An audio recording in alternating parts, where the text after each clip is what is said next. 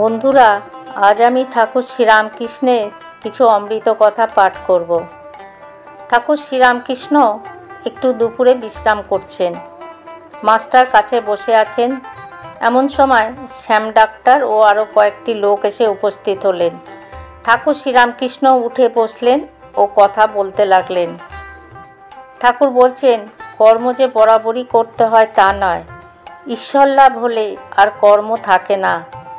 ফল হলে ফুল আপনি ঝরে যায়। যার লাভ হয় তার সন্ধ্যাদি কর্ম থাকে না। সন্ধ্যা গায়ত্রীতে লীন হয়, তখন গায়ত্রী জপলেই হয়।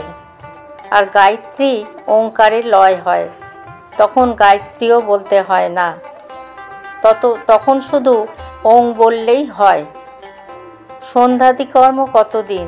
যতদিন হরিনামে কি রাম নামে পুলক না হয় আর ধারা না পড়ে। টাকা কড়ির জন্য কি মকদ্দমার জিত হবে বলে পুজো কর্ম করা ওসব ভালো না। একজন ভক্ত বলছেন, টাকা কড়ির চেষ্টা তো সকলেই করছে দেখছি। কেশব সেন কেমন রাজার সঙ্গে মেয়ের বিয়ে দিলেন। ঠাকুর বলছেন, কেশবের আলাদা কথা। যে ঠিক ভক্ত সে চেষ্টা না করলেও ঈশ্বর তার সব জুটিয়ে দেন। যে ঠিক রাজার বেটা সে মাসোহারা পায়। উকিল ফুকিলের কথা বলছি না, যারা কষ্ট করে লোকের দাসত্ব করে টাকা আনে। আমি বলছি ঠিক রাজার বেটা, যার কোনো কামনা নেই, সে টাকা করি চায় না, টাকা আপনি আসে। সৎ ব্রাহ্মণ, যার কোনো কামনা নেই, সে হাড়ির বাড়ি সিধে নিতে পারে। সে চায় না, কিন্তু আপনি আসে। একজন ভক্ত বলছে, সংসারে কিরম করে থাকতে হবে।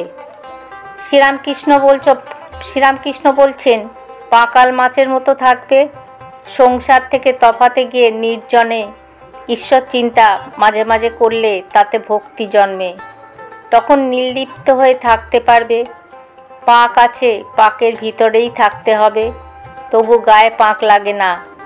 সে লোক অনাসক্ত হয়ে সংসারে থাকে।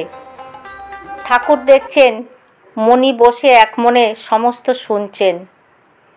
শ্রীরামকৃষ্ণ মণির দিকে তাকিয়ে বলছেন, তীব্র বৈরাগ্য হলে তবে ঈশ্বরকে পাওয়া যায়।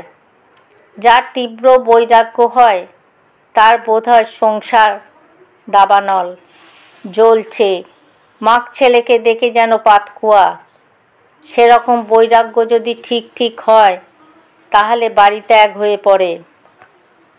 শুধু অনাসক্ত হয়ে থাকা নয়, কামিনী কাঞ্চনী মায়াকে যদি চিনতে পারো, আপনি লজ্জায় পালাবে। একজন বাঘের ছাল পরে ভয় দেখাচ্ছে। যাকে ভয় দেখাচ্ছে সে বলল, আমি তোমাকে চিনেছি, তুই আমাদের হরে। তখন সে হেসে চলে গেল, আর একজনকে ভয় দেখাতে গেল। যত স্ত্রীলোক সকলেই শক্তিরূপা।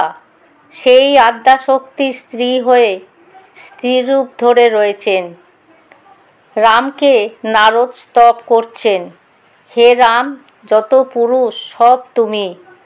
আর প্রকৃতির যত রূপ সীতা ধারণ করেছেন। তুমি ইন্দ্র, সীতা ইন্দ্রাণী। তুমি শিব, সীতা শিবানী। তুমি নর, সীতা নারী। বেশি আর কি বলবো।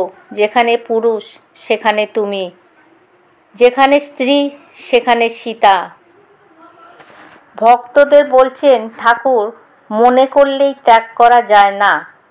প্রারব্ধ সংস্কার এসব আবার আছে।